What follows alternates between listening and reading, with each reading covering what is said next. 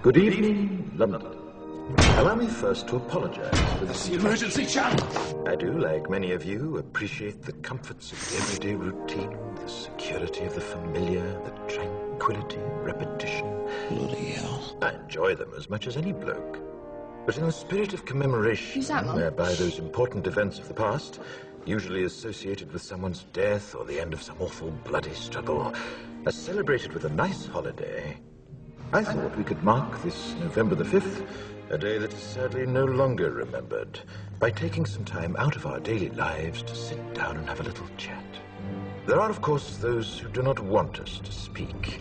Just let me think. I suspect even now orders are being shouted into telephones and men with guns will soon be on their way. It's Chancellor Sutler. Damn it! Why?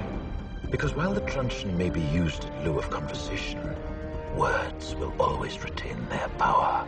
Words offer the means to meaning, and for those who will listen, the enunciation of truth. And the truth is, there is something terribly wrong with this country, isn't there? You designed it, sir. You wanted it foolproof. You told me every television in London. Cruelty and injustice, intolerance and oppression. And where once you had the freedom to object, to think and speak as you saw fit, you now have censors and systems of surveillance coercing your conformity and soliciting your submission. We need cameras. How did this happen? Who's to blame? Well, certainly there are those who are more responsible than others, and they will be held accountable. But again, truth be told, if you're looking for the guilty, you need only look into a mirror. I know why you did it. I know you were afraid. Who wouldn't be? War, terror, disease. There were a myriad of problems which conspired to corrupt your reason and rob you of your common sense. Fear got the best of you, and in your panic you turned to the now High Chancellor Adam Sutler.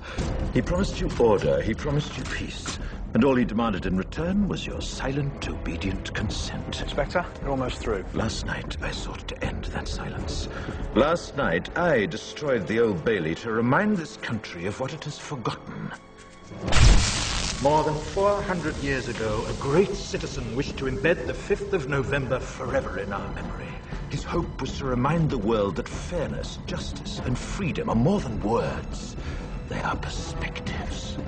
So if you've seen nothing, If the crimes of this government remain unknown to you, then I would suggest that you allow the 5th of November to pass unmarked. But if you see what I see, if you feel as I feel, and if you would seek as I seek, then I ask you to stand beside me 1 year from tonight, outside the gates of Parliament. And together we shall give them a 5th of November that shall never, ever be forgotten.